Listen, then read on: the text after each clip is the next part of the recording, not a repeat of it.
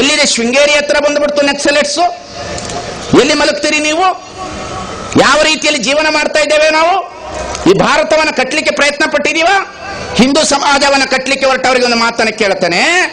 ಇವತ್ತು ಇಸ್ಲಾಂ ಸಮಾಜರು ಈ ದೇಶವನ್ನು ಕಟ್ಟಿದ್ದಾರೆ. ನಮಾಜ್, ರೋಜಾ, ಜಕಾತ್, ಹಜ್ಜಿನ ಆಧಾರದ ಮೇಲೆ, ಪ್ರವಾದಿ ಮಹಮ್ಮದ್ ಪೈಗಂಬರ ಕುರಾನಿನ ಆಧಾರದ ಮೇಲೆ ಎಲ್ಲ ಕಾಯಕವನ್ನು ಮಾಡ್ತಾರೆ ಇಸ್ಲಾಂ ಧರ್ಮದವರು. ಎಲ್ಲಾದರೂ ಒಂದು ಕಡೆ ಅವರು ಸರಾಯಿ ಅಂಗಡಿ ತೆಗೆದಿರೋದು ನೋಡಿದಿರೋ? ಅಲ್ಲಾ ವೈನ್ ಸ್ಟೋರ್ ನೋಡಿದಿರೋ? Shiva bar and restaurant ನೋಡಿದಿರೋ?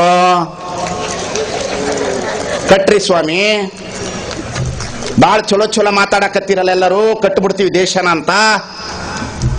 Renuka bar and restaurant ಅಂತ ಐತೋ, ಜೈ ಭವಾನಿ ಮಠನ್ ಖಾನಾವಳಿ ಅಂತ ಐತೋ, ವೆಂಕಟೇಶ್ವರ ವೈನ್ ಅಂತ ಐತೋ, ಏನ್ರಿ ಅವರು ದೇಸಾಯಿ ಅವರ ದುರ್ಗಮ್ಮ ವೈನ್ ಸ್ಟೋರ್. ವಾಹ್ ಅಬ್ಬಾ, ಇನ್ನು ಇದೊಂದು ಚಲೋ ಹೇಳ್ಕೊಟ್ರು ನನಗೆ. ಸ್ವಾಮಿ, ಇಸ್ಲಾಮರು ಎಲ್ಲಿವರೆಗೂ ಅವರ ಯುವಕರಿಗೆ ಬಿಟ್ಟಿಲ್ಲ.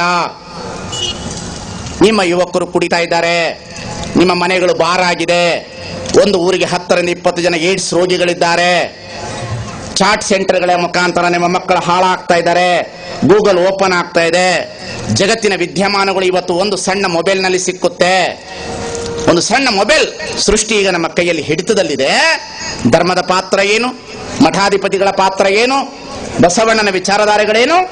ಇದು ಬಸವ ಜಯಂತಿಯಲ್ಲಿ ವಿಚಾರ ಮಾಡಬೇಕಾಗಿರ್ತಕ್ಕಂಥದ್ದು. ಇದನ್ನ ಬಸವಣ್ಣ ಹೇಳದಾವತ್ತು.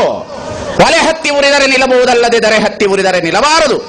ಏರಿ ನೀಯಂಬಡೆ, ಬೇಲಿ ಕೈಯ ಮೇವಡೆ, ನಾರಿ ತನ್ನ ಮನೆಯಲ್ಲಿ ಕಳುವಡೆ, ತಾಯ ಮೊಲೆಹಾಲು ನಂಜಾಗಿ ಕೊಲುವಡೆ, ನಾರಿಗೆ ದೂರಲ್ಲಿ ಕೂಡಲ ಸಂಗಮ ದೇವಾ. ಏನು ಸ್ವಾಮಿ?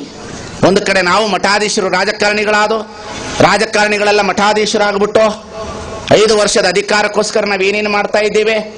ನಾವು ಅವ್ರಿಗೆ ಕೊಡುವಂತ ಹಣಕ್ಕಾಗಿ ನಾವೆಷ್ಟು ಹಿಂಬಾಲು ಬಿದ್ದಿದ್ದೀವಿ, ದುಬಾಲು ಬಿದ್ದೀವಿ. ನಾವು ಬೆನ್ನತ್ತು ಹೊಂಟು ಬಿಟ್ಟಿವಿ. ಮೃತ್ಯುಂಜಯ ಸ್ವಾಮಿಗಳು ಜೋಳಿಗೆ ಮೇಲೆ ನಡೆಸಿದರೆ ಸ್ವಾಮಿ ಮಠವನ್ನ. ಈ ದೇಶದಲ್ಲಿ ಇಸ್ಲಾಮರು ಉಚಿತ ಪ್ರಸಾದ ನಿಲಯ ತೆಗೆದಿಲ್ಲ.